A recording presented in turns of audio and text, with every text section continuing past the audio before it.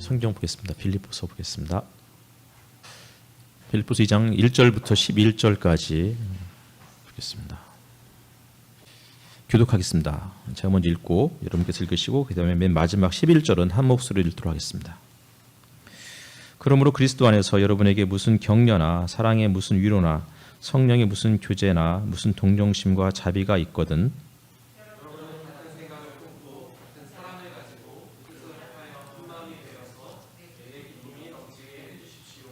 무슨 일을 하든지 경쟁심이나 허영으로 하지 말고 겸손한 마음으로 하고 자기보다 서로 남을 낮게 여기십시오.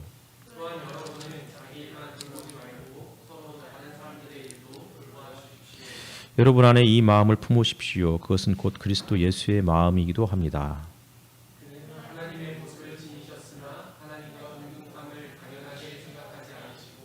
오히려 자기를 비워서 종의 모습을 취하시고 사람과 같이 되셨습니다.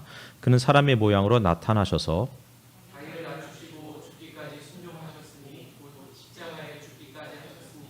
그러므로 하나님께서는 그를 지극히 높이시고 모든 이름 위에 뛰어난 이름을 그에게 주셨습니다.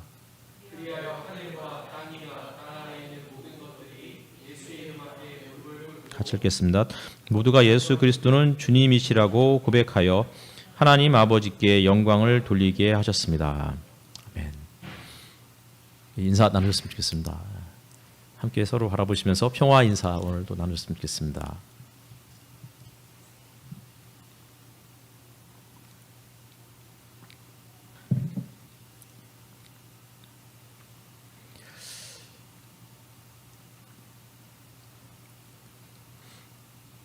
평화가 참 절실한 그런 시대를 우리가 또 살아가고 있습니다. 오미크론 확산이 이제 어마무시한 속도로 확산되고 있고, 우리나라도 이제 어제 그 통계 숫자를 보니까 이제 거의 1,000만 명 가까이 이제 확진자가 나온 것 같습니다. 오미크론이 처음 생기면서 전 세계 인구 50%가 걸릴 것이다. 이러한 예상이 이제 현실이 되는 것이 아닌가 이런 생각이 듭니다. 우리 교회 성도들도 벌써 이제 많은 분들이 걸려가지고 자가격리를 이미 경험했거나 저처럼 혹은 지금 이제 격리 중에 있는 분들도 또 4분이나 계십니다. 오미크론이 많이 아프지 않다고 하긴 하지만 그런데 아픈 사람들이 있어요. 그래서 실제로 너무나 아파서 힘들어하시는 분들도 계시니까 최대한 좀 조심해서 이 시기를 또 지냈으면 좋겠습니다. 대통령 당선자가 취임 전인데도 집무실 이전 문제 때문에 나라가 시끌벅적하고 있습니다. 인간미 느껴지는 지도자를 사실 절대 다수의 국민들이 원할 것 같은데 적어도 향후 5년간은 인간미 넘치는 지도자보다는 조직이 우선되는 그런 시간들을 또 보면서 그런 지도자를 보면서 시간들을 보내야 할 것만 같습니다. 우크라이나 러시아 전쟁 소식이 또 우리의 마음을 참 무겁게 하고 있습니다. 목회 서신에도 가볍게 썼는데요. 가볍게 쓸 수밖에 없었습니다. 사실 그 정도 쓰는 것도 저한테는 쉬운 일은 아니었습니다.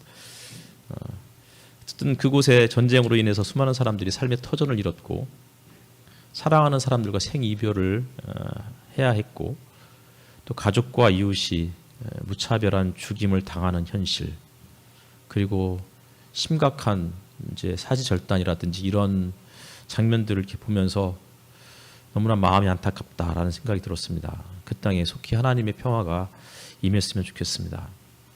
오늘 빌립보서 세 번째 시간인데요. 빌립보서 1장 27절 이하에 보면은 그리스도의 복음에 합당하게 생활하라 이런 말씀이 나와 있습니다. 다시 말하면 바울이 빌립보서 1장 이제 하반절에서 복음에 합당한 삶에 대한 이야기를 하고 있는데 그 복음에 합당한 삶이라는 것은 한 정신, 한 마음, 혹은 한 뜻으로 복음을 위해서 살아가라. 싸움을 해라. 이렇게 이제 설명도 하고 있죠. 근데 이제 우리가 복음을 전하는 일에 한 마음과 한 정신, 한 뜻이 되라. 바울이 이렇게 이야기하는데 이때 이 복음을 전한다는 것은 나가서 전도지를 돌리는 것은 분명히 아닐 것입니다. 이 시대에는 그럴 수 있는 상황은 아니었기 때문이죠. 그렇다고 또 메가폰을 들고 나가서 예수 천국 불신지옥 이런 것을 외치는 시대도 분명히 아니었습니다. 적어도 1세기 당시에 바울이나 초대교회 성도들이 가르쳤던 복음 전도는 이미 우리가 빌립보서 이제 그 서두부터 말씀드렸지만 그리스도의 복음 전하는 일에 동참하는 것을 바울이 이야기를 해요. 근데 이때 이 동참이라는 단어가 코이노니아다 말씀드렸습니다. 빌립보서에 보면은 코이노니아라는 단어가 여러 번 사용이 되는데 아예 그 1장 1, 2절에서 인사말이 끝나면서부터 이 단어가 사용이 됩니다. 코이노니아, 동참, 이것은 그리스도 안에서 나누는 성도들의 풍성한 교제를 뜻하는 것입니다. 1장 7절에서 보면은 바울이 빌립보 교인들을 향해서 내가 받은 은혜에 동참한 사람들이다 이렇게 이야기하고 있어요. 이때 마찬가지로 동참했다는 말이 또 코이노니아란 말로 쓰고 있죠. 그러니까 빌립보 교인들이 바울이 받은 은혜에 동참한 사람이라고 그렇게 표현을 하고 있는데 도대체 바울이 받은 은혜는 무엇이었을까? 그것은 우리가 나중에도 더 자세히 살펴보겠지만 바울이 감옥에 갇혀 있을 때, 물론 바울이 감옥에 갇히기 이전에도 빌립보 교인들은 바울과 함께 교회를 세워갔고 그리고 함께 복음을 전하는 일에 헌신했던 사람들이었습니다.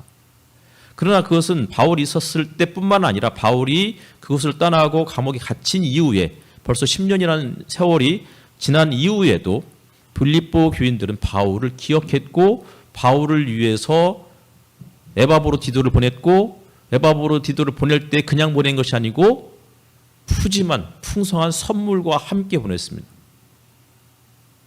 그리고 보낸 것뿐만 아니라 바울을 위해서 늘 기도했습니다. 다시 말하면 바울이 받은 은혜는 그런 것들이에요. 은혜를 다른 말로 하면 선물이잖아요. 바울이 받은 선물은 에바브로디도일 수도 있겠고 에바브로디도를 통해서 보낸 빌립보 교인들의 풍성한 선물일 수도 있겠고 그리고 바울을 위해서 늘 함께 마음을 모아서 했던 그 빌립보 교인들의 기도일 수도 있습니다. 그 은혜에 빌립보 교인들이 함께 동참했던 사람이라고 그렇게 이야기하고 있는 것이죠. 어쨌든 바울이 감옥에 갇혔을 때 혹은 법정에서 자신을 변호하고 있을 때 빌립보 교인들은 그를 물질적으로 도왔고 사람을 보냈고 함께 기도로 그 고통을 분담했던 사람들이었습니다. 그것이 바로 동참이고 그것이 바로 바울이 이야기하는 코이노니아, 교제입니다. 그리고 이것이 복음에 합당한 삶이다라고 우리는 이해할 수 있을 것 같습니다. 2장에 보면 바울이 복음에 합당한 삶을 교회 공동체가 어떻게 실천할 수 있을지를 또 다루고 있는데요. 다시 말하면 복음에 합당한 공동체의 모습이 어떠한가를 보여주고 있는 것이죠. 1절을 보면 그러므로 그리스도 안에서 여러분에게 무슨 격려나 사랑의 무슨 위로나 성령의 무슨 교제나 무슨 동정심이나 자비가 있거든 이렇게 나와 있어요. 근데 여기서 이제 중요한 게 있거든이에요. 있거든. 있다면 조건절이잖아요. 그렇죠? 근데 대부분 우리나라 성경뿐만 아니라 영어 성경 제가 한 10권 정도를 찾아봤는데 다 조건절, if절로 그렇게 표현을 하고 있습니다. 여러분에게 무슨 격려나 위로나 교제나 동정심이나 자비가 있다면 그러면 이렇게 해라 라는 것인데 근데 최근에 학자들은 이것을 조건절로 이해하지 않고 이유절, 뭐뭐 하기 때문에 라고 해석을 하는 것이 옳다라고 그렇게 주장을 하고 있고 그것이 많은 사람들에게 오히려 더 이 구절을 제대로 이해하는데 열쇠가 된다라고 저도 생각을 하고 있습니다. 어쨌든 간에 한 마음 한 정신으로 살아가는 일은 사실 쉽지 않습니다. 가족들도 하나가 되기 어려운데 교회에서 정말 다양한 사람들이 함께 모여서 같은 마음, 같은 정신을 품고 살아가는 일은 정말 어려운 일이었을 것입니다. 더군다나 빌립보 교인들은 지금 고난 중에 있습니다. 황제 숭배, 우상 숭배가 일반화된 이 빌립보 지역의 빌립보 교인들은 그러한 그 당시에 늘 때가 되면 전통적으로 관습적으로 벌어지고 있었던 황제 숭배나 우상 숭배에 참여하지 않았을 것입니다. 황제 숭배는 단순히 종교 행사를 넘어서서 정치 행사였습니다. 빌립보 지역에서는 아우구스투스와 그의 아내, 그의 아들을 섬기는 그런 어떤 그 제의들이 정기적으로 있었는데 빌립보 교인들이 그 행사에 참여하지 않는다는 것은 사실은 불이익을 감수해야 되는, 근데 그 불이익이 그냥 왕따 정도가 분명히 아니었을 것입니다. 로마 당국은 종교를 통해서 혹은 황제 숭배를 통해서 제국을 하나로 단단하게 묶으려는 그런 의도를 가지고 있었는데 빌립보 교인들은 그것에 참여하지 않으므로 로마 제국의 정책에 정면으로 반박하거나 혹은 도전을 하고 있는 것이죠. 아우구스투스가 주인이고 퀴리오스이고 따라서 그를 예배하고 그를 통해서 얻는 삶의 공동체의 어떤 하나됨, 일치 이런 것들을 주장하는 그런 시대에 사도 바울은 아우구스투스가 아니고 혹은 네로가 아니고 예수 그리스도가 진정한 주인, 주님 퀴리오스이시고 그분을 중심으로 하나가 되라고, 이런 상황에서 한 마음 한 정신으로 서로를 돌아보고 격려하고 살아가는 일은 사실은 빌립보 교인들에게 있어서는 쉽지 않은 일임에도 불구하고 바울은 그들에게 단호하게 그렇게 권면하고 있는 것입니다. 근데 아까 말씀드렸듯이 1절의 맨 마지막 단어가 있거든인데 아까 말씀드렸듯이 이것은 있기 때문에로 번역하는 것이 더 최근의 어떤 이론이라고 말씀드렸습니다. 그리스도 안에서 격려와 사랑의 위로, 성령의 교제, 동정심과 자비를 그들이 이미 경험했고 그것을 지금도 간직하고 있기 때문에, 그렇기 때문에 이제 2절의 말씀, 같은 생각, 같은 사랑, 같은 마음을 품고 함께 교회를 이루어 가도록, 그것이 사도 바울이 누릴 수 있는 기쁨이라고 그렇게 이야기하고 있는 것입니다.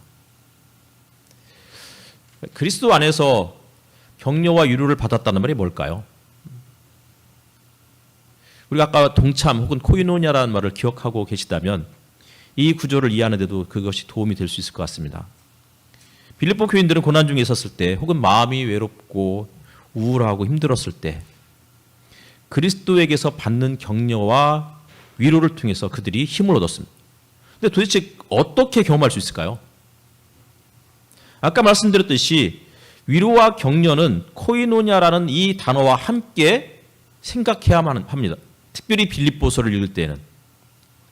다시 말하면 사도 바울이 감옥에 갇혀 있을 때 빌립보 교인들이 에바브로디도나 혹은 그를 통한 풍성한 나눔, 그리고 바울을 위한 기도, 이것이 바울에게 있어서는 큰 위로와 격려였을 것입니다. 심지어는 성령의 교제라는 말이 사용되고 있는데 이 성령의 교제라는 이 단어가 코이노니아잖아요.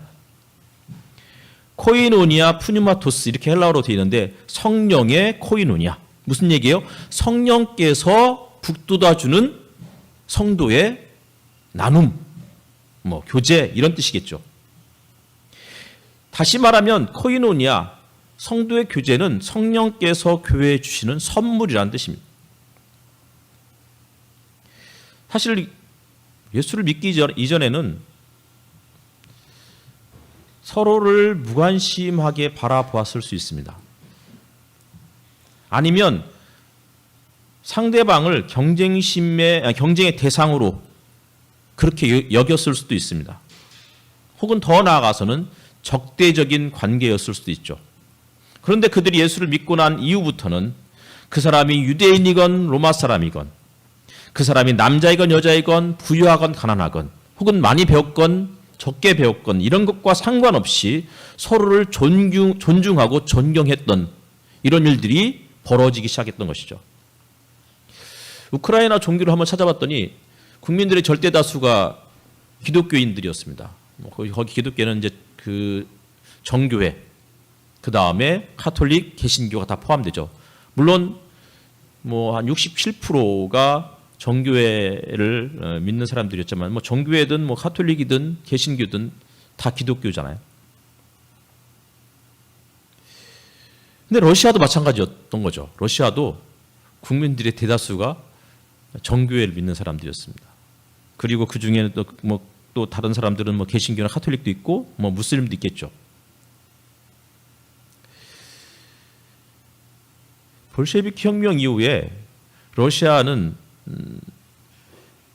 이 소련 연방에서 종교를 다 말살시키려는 그런 정책들을 펼쳤습니다. 그런데 종교는 사라지지 않았죠. 최근에는 이제 우리나라도 제도권 종교로부터 일탈하는 사람들의 숫자가 급증하고 있다라고 사람들이 그래서 걱정을 많이 하고 있습니다. 근데 이제 제도권으로부터의 교회를 떠나는 사람들은 정말 많이 늘어나고 있는 것은 사실이지만, 그런데 전체적으로 봤을 때는 종교를 가지고 있다고 말하는 사람들의 숫자는 거의 그대로이거나 아니면 오히려 더 늘어나고 있다라고 그런 발표도 본 적이 있습니다. 그러니까 이제 제도권 종교에서 개인의 종교로 이렇게 사람들이 이제 점차 전환하고 있는 것이죠. 그러니까 제도권 종교라는 것은 개인보다는 교회나 혹은 기관을 훨씬 더 중요하게 여겼던 반면에, 이제 지금은 이런 제도나 기관이나 혹은 교회라는 그 틀에 얽매이기보다는 개인적으로 알아서 신앙생활하는 사람들이 더 늘어나고 있는 것이죠. 그러면서 영성을 강조하기 시작했는데요. 근데 이제 저는 이런 최근에 우리나라에서 탈교회 현상들이 마치 당연한 것으로 당연한 것이죠. 그것은 이제 막을 수 없는 일들이니까. 근데 이제 이것이 더 수준 높은 그리스도인의 모습으로 말하는 것은 아직까지는 저는 이렇게 납득은 되지 않습니다. 개인의 영성이 중요한 것은 맞죠. 그런데 거기에서 약화되는 것이 무엇이냐면 사실은 이웃에 대한 무관심이에요. 이런 것들이, 그러니까 이웃을 돌아보고 살피는 일들, 이런 일들이 갈수록 약화되고 있는 것이죠. 그러니까 격려나 위로, 교제, 동정심, 자비심, 이런 모든 것들은 다 뭐에 관련된 거예요? 사실은 나와 하나님과의 문제가 아니고 나와 이웃과의 문제인 거예요. 그들과의 코이노니아를 통해서 격려와 위로를 받고, 성령의 교제 마찬가지죠. 성령께서 북돋아주는 코이노니아. 동정심과 자비심 역시도 내 스스로 나를 향한 동정심이 아니고 타인을 향한 동정심이잖아요. 이런 것들은 다 사람을 통해서 얻을 수 있다는 것입니다. 다음 주에도 살펴보겠지만 2장 14절에 보면 구부러지고 뒤틀린 세대라는 그런 표현이 나오는데요. 구부러지고 뒤틀린 세대가 어떤 시대일까? 어떤 모습일까 생각해 보면은 서로를 경계하고 적대하고 미워하는 그런 세대를 뜻하고, 경쟁심과 허영심으로 물든 세대라고 이해할 수 있을 것 같습니다. 그리고 그런 세대와 상반되는 삶의 태도가 서로를 격려하고 사랑으로 위로하고 성령께서 북돋아 주시는 그러한 마음으로 교제하고, 그리고 서로를 향한 따뜻한 마음을 품고 대하는 것. 이것이 바울이 로마 제국이 통치하는 빌립보 지역의 모습과 상반되는 빌립보 교회의 모습이다라고 이해하면 좋겠습니다.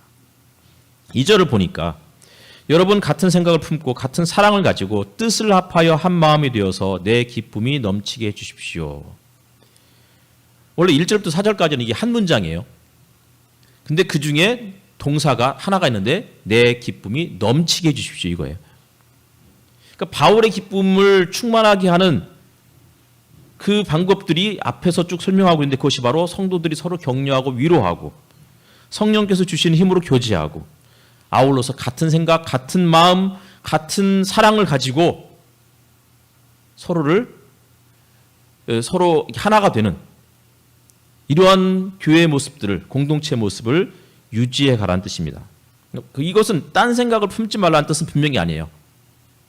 다시 말하면 집단주의 혹은 전체주의를 말하는 것은 분명히 아니라는 뜻입니다.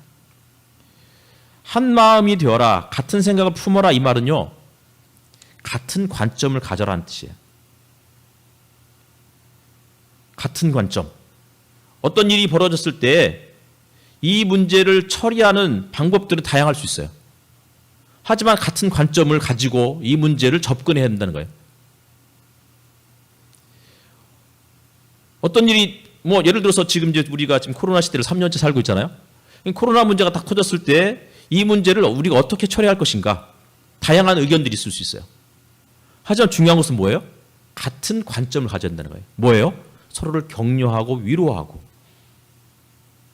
성령의 교제와 동정심과 자비심, 더 나아가서 또 이야기하겠지만 서로를 자신보다 더 존귀히 여기고 그러면서 너희 안에 이 마음을 품어라. 이 마음이 뭐예요? 곧 그리스도 예수의 마음이라는 거예요. 그것이 중요하다는 것이죠. 경쟁심이나 허영 이게 아니고 겸손한 마음으로 서로를 섬기는 마음으로 어떤 일들을 처리하자는 거예요. 그러니 의견은 다양할 수 있어요. 하지만 다양한 의견 속에서 때로는 갈등도 있을 수 있지만 그러나 그것이 상처가 되지 않을 수 있는 이유는 뭐예요? 상대를 존귀히 여기는 마음, 존중하는 마음. 1세기 당시에 겸손은 노예의 도덕이었어요. 노예들에게만 주어지는 덕목이었다고요. 그런데 예수님은 인자가 온 것은 다른 사람들을 섬기려 하고 자기 목숨을 다른 사람들을 위해서 대속물로 주려 합니다. 이렇게 말씀하셨다고요. 다시 말하면 예수님은 자기 스스로가 이 땅에 오신 이유가 종으로 오셨다는 거예요.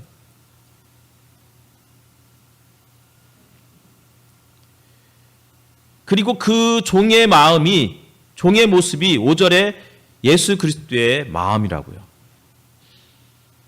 너희 안에 이 마음을 품어라. 이렇게 되어 있죠.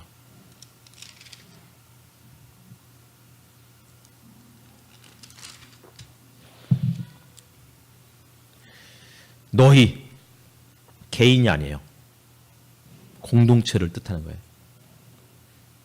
함께 모였으면 그들에게 그리스도의 마음이 절대적으로 필요한 거죠. 아니 사실은 이미 그들은 그리스도의 마음으로 함께 모인 사람들이에요. 그렇기 때문에 서로 사랑의 위로와 격려, 동정심과 자비가 있다고 이야기하는 거라고요.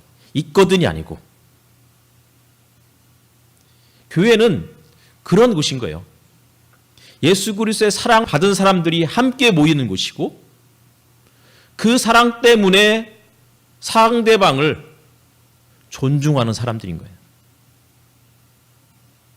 최근에 우리 교회에 이제 오모 자매님이 뭐 이게 그 지난 주일 오후에 이제 그 나눔 시간에 그런 말씀하셨던 것 같아요. 목회자를 이제 잘 섬기는 것 그런 얘기를 했더니 이제 누군가는 자칫하면은 목회자의 타락으로 이어질 수 있다. 뭐 이런 식으로 이제 이야기가 있었다는 얘기를 들었었어요. 목회자뿐만 아니라 누구나 다 존중해야 되겠죠, 그렇죠? 목회자도 존중해야 되고 당연히 존중해야죠. 목회자뿐만 아니라 그러나 모든 사람들이 서로를 존중히 여기는 마음, 존귀히 여기는 마음. 이런 것이 예수님의 마음이라는 거예요. 근데 예수님의 마음이 뭐냐?